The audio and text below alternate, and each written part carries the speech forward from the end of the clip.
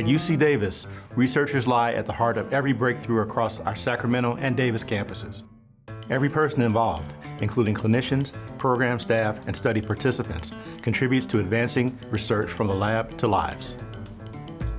Hey there, Aggies. Welcome to another episode of That May Be the Chancellor. Today I'm meeting with two UC Davis researchers, as well as people from the Sacramento region whose lives have been positively impacted by their work. Let's go. The UC Davis Comprehensive Cancer Center is Sacramento's only National Cancer Institute designated center, one of 73 in the nation. As a national leader, the center is breaking barriers to beat cancer with its early stage clinical trials and the latest diagnosis and treatment options, including immunotherapy. They are connecting cutting-edge science with local patients who participate in cancer research studies that change their treatment paths and give many their lives back. Hello, I'm Gary May. Hey, how you doing? Joe Tuscano. Nice to meet you, Joe. Jorge Guy. Jorge, pleasure to meet you. Thanks for doing this with us today. I'm looking forward to our conversation. We'll start with Dr. Tuscano. Tell us about the current research that you do and some of the breakthroughs and innovations you may have had recently with the research. You know, I'm involved in several aspects of research, new drug development, as well as transferring some of those drugs to patients. The new drugs that we're developing are mostly focused on immunotherapy, harnessing the power of the immune system to fight cancer. And we've been very successful in the lab in developing these new products that are very, very exciting. And then another big part of what we do is we work with other centers around the country. We work with the National Cancer Institute to bring these new products to patients. We design these trials ourselves, and then we recruit our local community patients to participate. I want to turn to Jorge. Tell us your story, your cancer story, and how you got to know each other. I came to UC Davis and I got tested. I met Dr. Tuscano, and we found out that I have lymphoma. I think it was around a year after that we decided that I would go into a clinical trial. There were two medications, I took them, and I was in remission for 7 years. Wow, that's fantastic. It was wonderful. So does any particular moment or part of the clinical trial, part of the study stand out to you, something you remember? The clinical trial was not a chemotherapy, it was immune therapy. So after the treatments, I was able to continue my life as it was. We always talk about quality of life, and that was very important. When you are in a trial, it's almost like you're doing some work to help future patients. Did you feel that way, that you were? Most definitely. It's not just you, it's everywhere around you that might have the same issues that might be able to help now or in the future. And that's what I believe in clinical trials. We cannot discover new treatments unless we have trials. Well, you're a fantastic example of the power of research, and Dr. Toscano, your work has just been so impressive. And Jorge, we hope that you have a long life ahead of you after these trials, and glad to see you're in such good shape. We appreciate you sharing your story. Thank you. So all the good work that goes on here and the people that work here, so dedicated. Tell me how important it is to have the support of the federal government and the resources that they provide in making this happen. It's critical. I mean, a huge part of what we do is supported by the federal government. I mean, Jorge, that patient, would not have access to the clinical trial. The vast majority of our support for these, I think, these groundbreaking trials comes from the federal government. And we're talking about saving lives, right? Saving lives, extending lives, improving quality of life. Joe, you're one of the heroes. Thanks for doing this. Thank you so much. It's a team effort, and I thank you for your support. The university has been good to us and our patients. Indeed. Appreciate it. The UC Davis Mind Institute is one of the nation's leading centers for research, clinical care, and education focused on autism and neurodevelopmental conditions. Its interdisciplinary research brings together families, researchers, clinicians, community leaders, and volunteers to create more personalized, equitable, and evidence-based systems of support and intervention.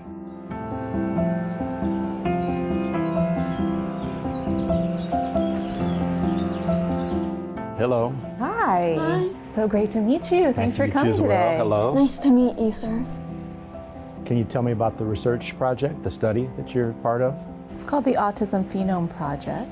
This is probably the longest running neuroimaging studies. We take pictures of the brain at 5 different time points. So we've actually taken 5 pictures of your brain, Lizzie, across from 2 to 18. And then pairing that with all of the behavioral and medical and other information to look for these trajectories. And so the purpose of having this longitudinal study is to really follow them across time and then look for early predictors of later outcomes. So it sounds like, Lizzie, you're helping them figure out how to help other autistic children Yep. and young adults. Yes. Does that make you feel pretty good? Yeah, it does. Yeah, good. Yeah.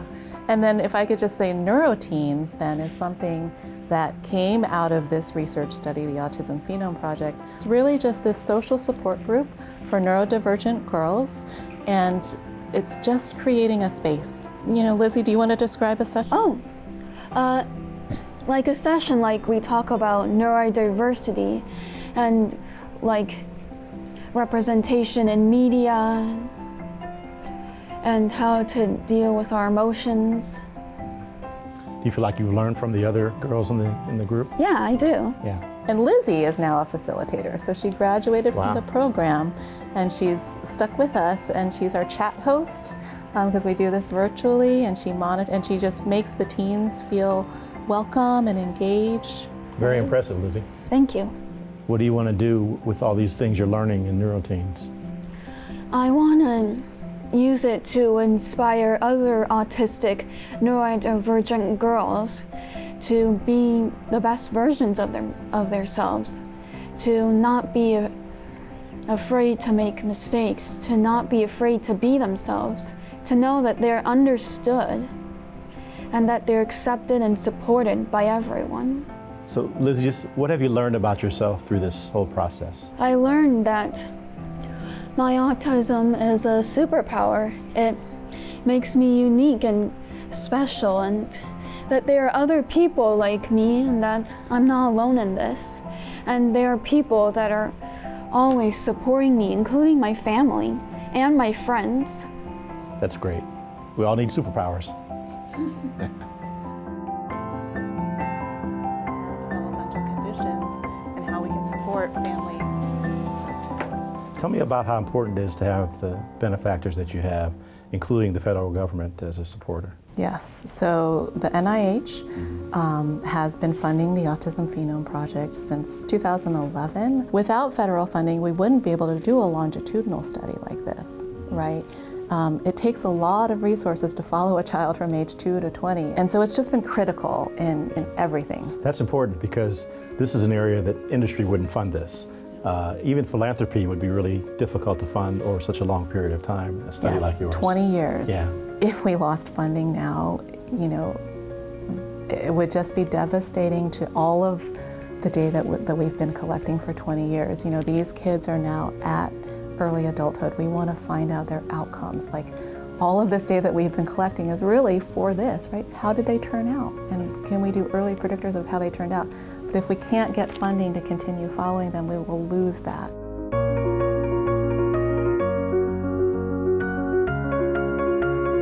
You know, as part of the Autism Phenome Project, we can't do this without the parents bringing their kids in. And so I thought it'd be a great opportunity for you to be able to meet one of the parents in our study That sounds and great. just have a chat with them. All right, thank you.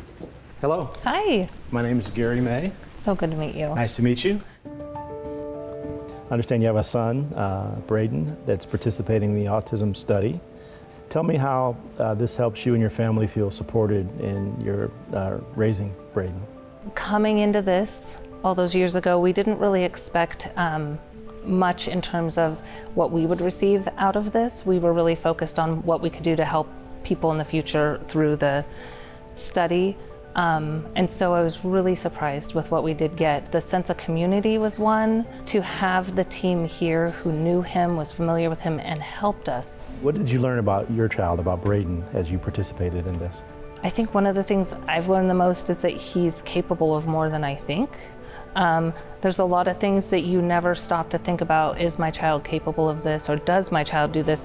But with all the amazing questionnaires we get to fill out, and then watching them do that when they're younger, now he's doing it on his own, but being in there when they're doing the evaluations and stuff, and you're like, my goodness, I had no idea he could do that, you know? So that, I think, is one of the things that stands out the most, is just realizing the potential that maybe I wouldn't have noticed, or wouldn't have noticed as soon if I hadn't seen him do that through the study. Well, it sounds like a wonderful collaboration that's yielding some really important results.